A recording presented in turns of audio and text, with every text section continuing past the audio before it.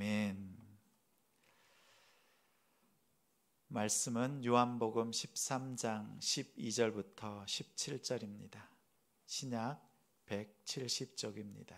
요한복음 13장 12절부터 17절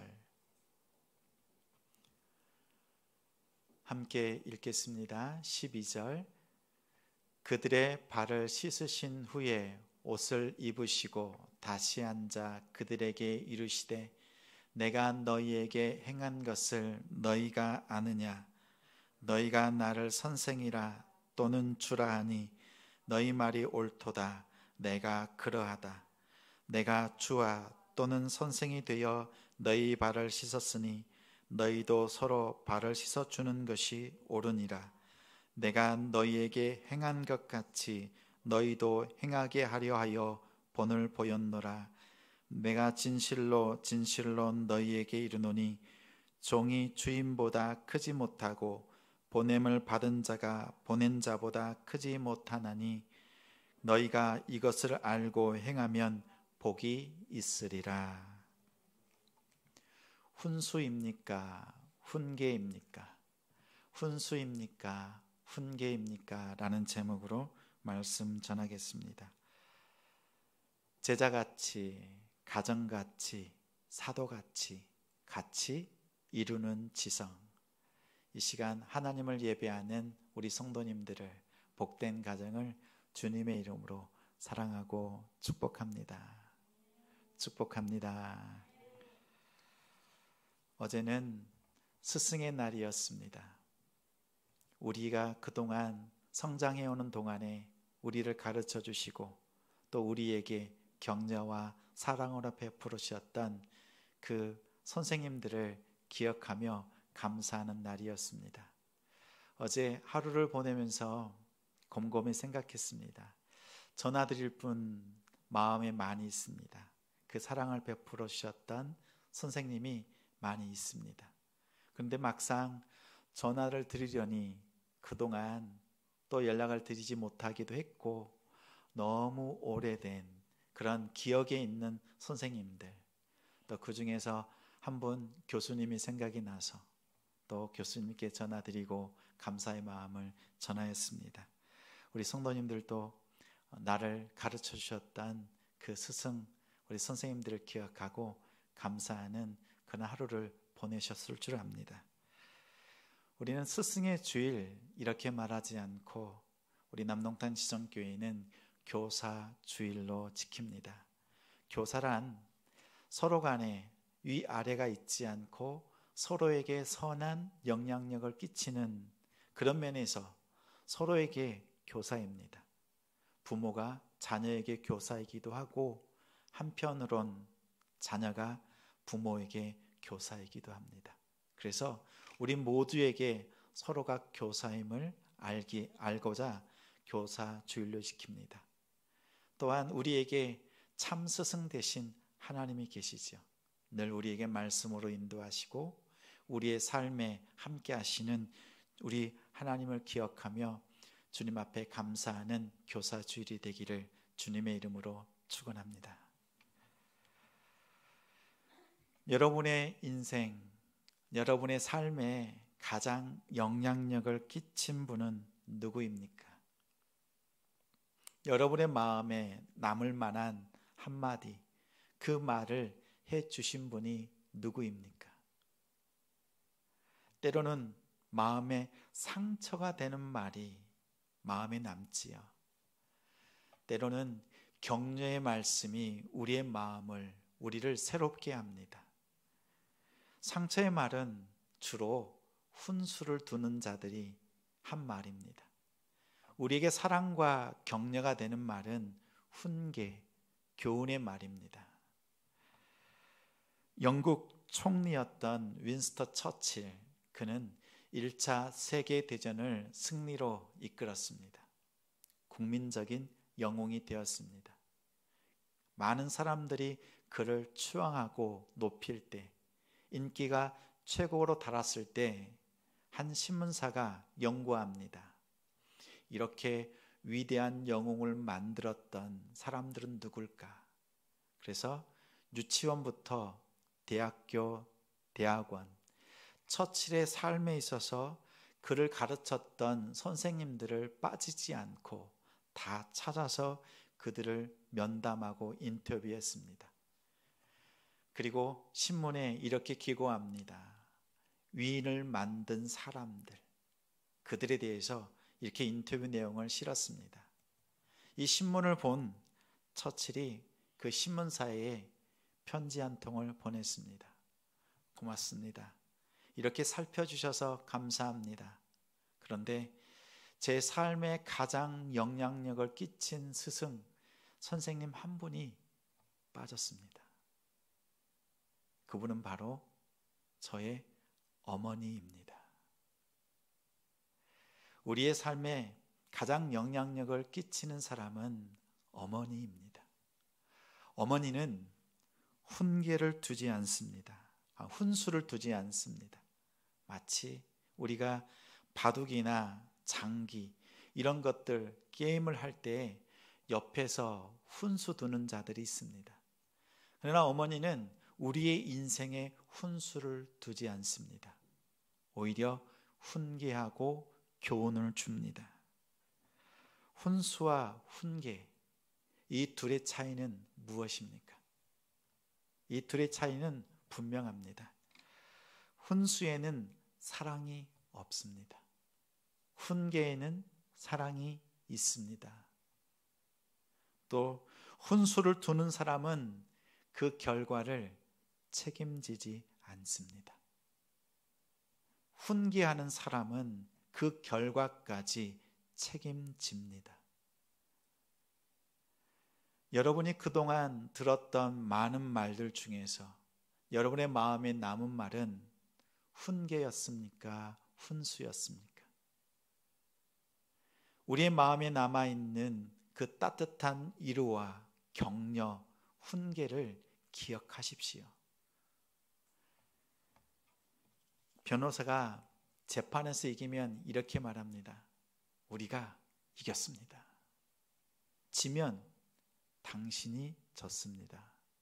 이렇게 말하는 변호사는 훈수꾼입니다. 훈수꾼. 결과에 대해서 책임지지 않는 모습. 그 사람의 말에 사랑과 책임이 없으면 훈수, 있으면 훈계입니다. 여러분이 들었던 최근의 말들 중에서 그 말은 훈수입니까? 훈계입니까? 또 한편 여러분이 주변의 사람들, 이웃들, 가족, 또 일터에서, 사업장에서, 또 친구들과 나눴던 수많은 말들, 그 중에서 여러분이 한 말 중에서 여러분은 훈수를 두었습니까? 훈계를 두었습니까? 성경에는 훈수꾼들을 소개합니다. 우리 마태복음 23장 2절 3절 말씀 우리 함께 읽습니다. 서기관들과 바리새인들이 모세의 자리에 앉았으니 그러므로 무엇이든지 그들이 말하는 바는 행하고 지키되 그들이 하는 행위는 본받지 말라. 그들은 말만 하고 행하지 아니하며. 모세의 자리, 이 자리는 각 마을마다 우리로 하면 서당과 같은 회당이 있습니다. 시나고그. 그 회당에는 모세의 자리가 있습니다. 그 자리에 앉는 자는 말씀을 가르칠 수 있는 자격이 있는 사람들, 특히 말씀을 기록으로 남기고 전했던 서기관들, 말씀에 능통했던 바리새인들, 그들이 그 자리에 앉아서 모세의 율법을 가르쳤습니다. 예언의 말씀을 풀어서 백성들에게 말씀을 나누었습니다. 그런데 예수님께서는 그들을 훈수꾼이라 말씀합니다. 그들이 말하는 것은 다 듣고 지켜라. 그것은 하나님의 말씀이니까. 그러나 그들의 행동은 지키지 말아라 말씀합니다. 4절부터 이렇게 말합니다. 회당에서 그들이 그렇게 권위 있는 하나님의 말씀을 지키지만 그 율법의 말씀으로 백성들의 어깨에 짐을 지울 뿐이다. 정작 율법을 안다고 하는 그들은 자신들은 그 율법의 말씀을 손가락 하나도 까딱하지 않고 지키지도 않는다. 심지어 사람들 앞에 보이려고 이마에다가 경문 말씀을 기록해서 위에다 이마에다 함을 달아서 앞에다 매달았습니다. 크면 클수록 말씀을 많이 아는 것처럼, 그리고 겉옷에는 옷수를 달아서 경건한 모양을 냈습니다. 사람에게 보이려고 그렇게 힘씁니다. 높은 자리에 앉아서 랍비라고 선생이라고 칭함받는 것을 좋아합니다. 예수님께서는 그들을 향해서 7번이나 연거푸 말씀합니다. 화 있을진저 외식하는 서기관과 바리새인들이여. 외식하는 자들을 향해서 주님께서 말씀합니다. 너희들은 훈수꾼들이다. 자신의 말에 사랑이 없고 끝까지 책임지지 않는, 오히려 백성들을 말씀으로 어두운 데로 인도하는 소경과 같다, 이렇게 말했습니다. 예수님 후반절에 이렇게 말씀합니다. 랍비, 선생은 하나니라. 너희 중에는 랍비가 없고 다 형제니라, 이렇게 말씀하셨습니다. 우리는 어린 양입니다. 여러분은 양입니다. 저는 누구라고요? 저는 목자가 아닙니다. 우리의 목자는 오직 예수 그리스도밖에 없습니다. 저도 양이고 여러분도 양입니다. 다만 저는 목자의 사역을 위임받은 선두양. 그래서 저도 늘 잊지 않으려고 목자 대신 우리 주님을 바라보도록 애씁니다. 여러분도 저를 통해서, 여러분도 직접 주님을 바라보고 믿음으로 나아가는 형제와 자매 되었음을 기억하십시오. 그리고 우리에게는 아버지가 한 분입니다. 한 분. 우리 육신의 아버지도 있지만 오직 하늘에 계신 아버지 하나님이 우리의 아버지 되십니다. 우리에게는 지도자는 한 분, 오직 그리스도밖에 없습니다. 주님은 말씀합니다. 큰 자는 너희를 섬기는 자가 되고, 또 높이는 자는 낮아지고 낮추는 자는 높아지리라. 세상이 알 수 없는 그 말씀들을 제자들에게 말씀하셨습니다. 기억하십시오. 훈수를 마음에 두지 마십시오. 악한 자들의 그 말을 마음에 두어서 넘어지지 말고 주님이 주시는 훈계, 그 교훈을 따라서 살아가는 우리 되길 소망합니다. 우리는 누군가의 부모이지요. 또 앞서서 나눈 것처럼 누군가 함께 교제하면서 서로에게 영향력을 끼치는 서로에게 교사이기도 합니다. 부모가 하는 자녀들에게 말하는 그 모든 것이 훈계가 아닙니다. 많은 경우에 훈수를 두는 부모의 모습을 발견합니다. 선생님들의 말에 모든 것이 훈계가 아닙니다. 훈수일 때가 많습니다. 대부분 훈수는 감정이 앞설 때, 그 내용, 뜻을 전달하기보다 감정이 불쑥 올라와서 쓴 말을, 격한 말을 내뱉을 때 우리는 훈수로 전락합니다. 아이의 뜻보다, 또 상대방, 이웃, 형제, 자매의 뜻을 헤아리기보다 내 뜻을 앞세울 때, 그때 우리의 훈계는 훈수가 되길 십상입니다. 우리의 마음에 새기고 또 함께 나눠야 될 훈계, 교훈이 있습니다. 오늘 시편 16편과 잠언 4장 말씀 우리 함께 읽겠습니다. 나를 훈계하신 여호와를 송축할지라. 밤마다 내 양심이 나를 교훈하도다. 훈계를 굳게 잡아 놓치지 말고 지키라. 이것이 내 생명이니라. 훈계의 그것은 생명입니다. 생명을 얻기 위해서 우리에게 주신 것이 훈계, 교훈입니다. 하나님의 말씀을 굳게 붙들고 승리하십시오. 살리는 말과 섬기는 삶의 모습으로 이웃을 섬겨주십시오. 주님께서 우리에게 원하시는 바입니다. 훈계의 끝판왕, 말씀에 나와 있는 그 교훈의 끝판왕은 복음꾼인 바울입니다. 사도 바울. 바울은 고린도전서 4장 15절에 그리스도 안에서 1만 스승이 있으되 아버지는 많지 않다 말합니다. 말씀을 가르치고 전하는 자가 많지만 그 안에 사랑을 가지고 끝까지 그 말씀을 이루며 책임지는 사람이 적다 말합니다. 그러면서 그리스도 안에서 내가 복음으로 여러분을 낳았습니다. 복음으로 여러분을 자녀 삼았습니다 말합니다. 다른 것이 없습니다. 오직 복음, 예수 그리스도 안에 있을 때 우리는 훈수가 아니라 훈계, 그 교훈 안에서 살아갈 수 있습니다. 여러분도 이 은혜를 나누십시오. 바울처럼 복음꾼이 되기를 소망합니다. 오늘 말씀은 요한복음 13장입니다. 1장부터 12장까지는 표적, 기적과 같은 말씀들로 채워두었습니다. 이제 후반으로 넘어가서는 하나님의 말씀, 예수님의 주옥 같은 순환에 대한 설교의 말씀들을 주십니다. 17장에는 대제사장적 기도로 하나님 앞에 올려드렸습니다.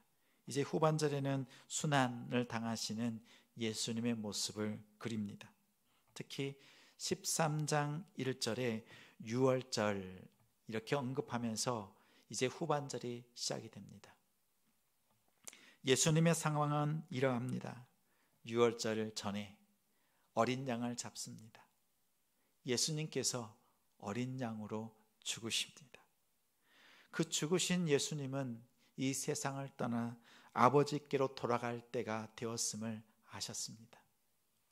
그리고 세상에 있는 자기 사람들을 사랑하시되 끝까지 사랑하시니라. 13장 1절 말씀입니다. 사랑하시되 끝까지 사랑하셨던 그 예수님. 그런데 여기서의 표현이 재미있습니다. 자기 사람들, 내 편. 자기 사람이라면 자기를 위해서 일하는 사람, 예수님을 존경하는 사람, 애지중지하는 사람, 충성하는 사람, 헌신하는 사람, 예수님을 위해서 유익한 일을 하는 사람, 이런 사람들이 예수님의 자기 사람, 제자여야 합니다. 우리는 이 모습으로 예수님의 자기 사람이 되기를 소망합니다. 그런데 놀랍게도 예수님 주변에 있었던, 예수님께서 지금 유월절을 앞두고 바라보시는 자기 사람들의 모습은 이러합니다. 조금 있으면 유월절 만찬과 이 세족식이 끝나고 나면 예수를 팔아 넘길 가룟 유다가 그들 가운데 있습니다. 닭 울기 전에 3번이나 부인하는, 배반하고 저주할 베드로가 그 안에 있습니다. 그리고 스승이신 예수님을 버리고 떠나는 그 제자들이 지금 예수님 앞에 있습니다. 그들은 곧 예수님을 팔고 배반하고 예수님을 버릴 제자들입니다. 그들을 향해서 예수님이 하시는 말씀이 내 사람들, 자기 사람들, 이렇게 말씀하셨습니다. 예수님께서는 우리를 그렇게 바라보십니다. 여러분을 그렇게 부르십니다. 내 사람, 자기 사람이라고 부르십니다. 우리의 연약함이 너무나 많아요. 죄가 가득합니다. 한 주간 동안 믿음으로 살려고 그렇게 부단히 애썼지만 하나님 앞에 나와 예배드리는 우리의 모습을 돌아보면 하나님께 나아갈 수 없는 연약한 존재임을 깨닫습니다. 그러나 우리의 모습보다 주님의 음성에 귀 기울이십시오. 주님은 우리를 사랑한다 말씀합니다. 그 사랑 안에 거하는 우리 되길 소망합니다. 예수님께서 제자들의 발을 씻기십니다. 저녁 식사 중에 마지막 최후의 마지막 만찬을 나누실 때 식사 중에 세족식을 행하십니다. 예수님께서 세족식을 행하시는 때가 의미가 있습니다. 보통 사람들이 집에 오면 이제 이 가나안 땅, 이스라엘 땅은 척박한 땅이어서 바깥에 먼지가 많습니다. 집에 들어오자마자 바로 손발을 씻습니다. 요즘 우리의 삶도 그렇지요? 집에 오면 가장 먼저 하는 일이 무엇입니까? 손발을 씻는 것이 우리의 일상이 되었습니다. 이것처럼 유대인들도 집에 들어오면 가장 먼저 손발을 씻습니다. 근데 오늘 본문은 식사하던 중에 세족식을 행합니다. 이 말은 예수님께서 제자들의 발을 씻는 이 일에 큰 의미를 두고 있음을, 그리고 이 발을 씻는 행위를 통해서 제자들에게 가르치고 보여주고자 하시는 의도가 있습니다. 예수님은 겉옷을 벗으시고 수건으로 허리를 두르시고 대야에 물을 떠서 제자들의 발을 씻기시기 시작합니다. 세족식이 시작되었습니다. 가톨릭에서는 부활절을 앞둔 목요일을 성목요일 이렇게 말합니다. 그때 교황은 장애인들이나 또 교도소에 있는 재소자들을 찾아가서 12명을 선발해서 그들의 발을 교황이 직접 씻어줍니다. 그들의 발에 입맞춥니다. 우리 가끔 TV나 또 여러 가지 소식을 통해 듣지요. 교회에 높은 권위가 있는 분들, 심지어 2013년도에는 박근혜 대통령이 일반 서민들의 발을 씻어주는 세족식을 많은 사람들 앞에서 했습니다. 누군가에게 발을 내어놓는 것 부끄럽습니다. 항상 감추어진 발을 내어놓습니다. 누군가 내 발을 만지는 것, 그거 참기 또한 부끄럽기 짝이 없습니다. 이렇게 누군가에게 발을 내어주고 그것을 씻는 그 세족은 더 낮은 자리에서 섬기겠다는 의미입니다. 또 나 자신이 그런 사람이라고 드러내는 자리이기도 합니다. 교황이나 대통령 그리고 또 목사님들이나 이런 세족식을 행할 때 그런 의미로 나아갑니다. 그러나 세족식은 이러한 겉의 이미지를 포장하는 의미로 쓰이지는 않습니다. 세족식은 유대 전통에서 두 가지의 경우에서 행했습니다. 성전에 들어갈 때 손과 발을 깨끗하게 씻었습니다. 성전에 들어가는 두 부류의 사람이 있습니다. 먼저는 제사장입니다. 제사장은 물두멍에서 손과 발을 정결하게 한 후에 하나님 앞에서 예식을 행했습니다.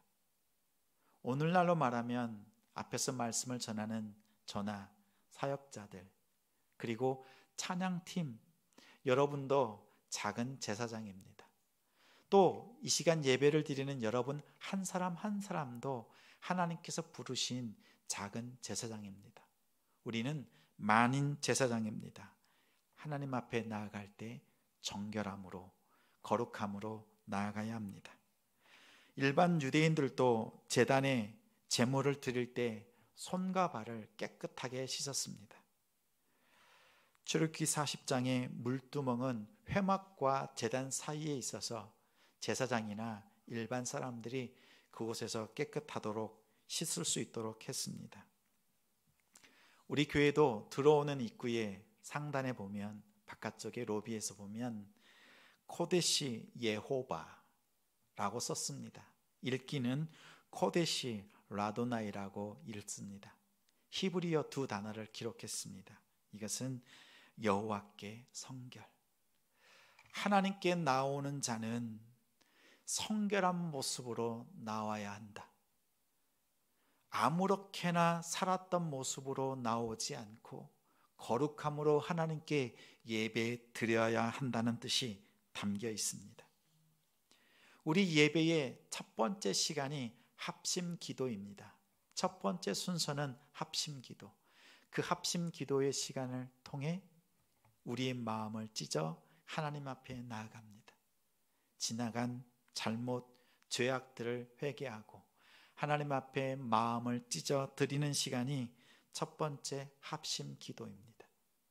이것은 거룩함을 회복하기 위한, 그리고 우리의 그 더러움 가운데서도 우리를 사랑하시는 하나님의 그 사랑을 먼저 구하기 위해서 이렇게 나아갑니다. 두 번째는 집을 방문할 때 주인이 방문객의 발을 씻어주는 물을 제공합니다. 그러면 종이 나가서 그 방문객을, 손님의 발과 손을 씻어줍니다. 물을 내어주고 종이 씻어주는 것은 그 손님을 아주 극심히 존대하는 그런 모습입니다. 이처럼 두 가지, 성전에 들어갈 때 또 집에 방문할 때 그들은 함께 손과 발을 씻었습니다.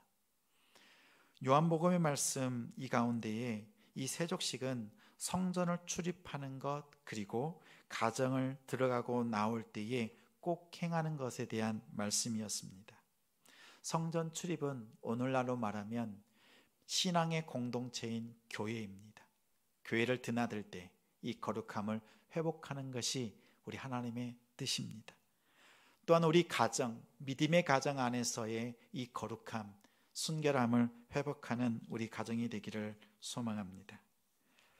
예수님께서 제자들의 발을 씻기셨습니다. 한 사람 한 사람 씻깁니다. 그러자 베드로의 차례 때 베드로가 말합니다. 예수님, 저는 씻기지 않으셔도 됩니다. 예수님께서 말씀합니다. 내가 너를 씻기지 않으면 너와 내가 아무 상관이 없느니라. 이 말은 내가 너와 함께 나눌 분깃이 없느니라, 이 말씀입니다. 분깃이란 유산을 나누는 것을 말합니다. 상관이 없다, 분깃이 없다, 나눌 유산이 없다. 이 말은 13장 1절에 예수님께서 죽으심을 앞두고, 어린 양으로서 죽으심을 앞두고 제자들에게 의미 있는 말씀을 하셨습니다. 예수님께서 우리와 나눌 그 분깃은 이 세족식을 통해서 우리와 공유되고 연결됩니다.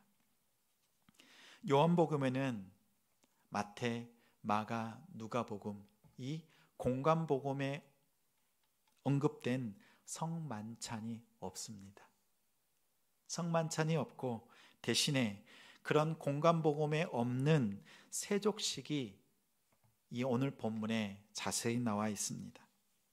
오늘 사도 요한은 요한복음을 통해서 예수님께서 그 세족식에 대한 의미를 어떻게 품으셨는지를, 얼만큼 중요하게 생각하셨는지를 말씀합니다.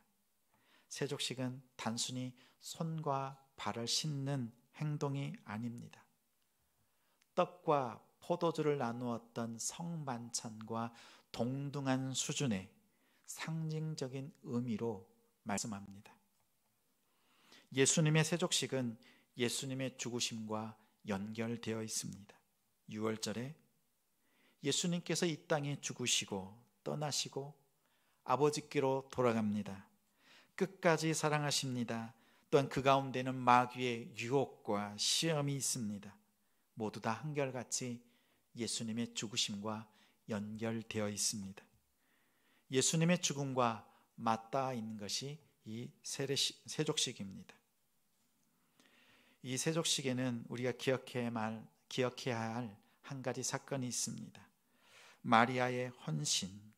우리 요한복음 앞장에 있는 12장 3절과 7절 말씀 함께 읽습니다.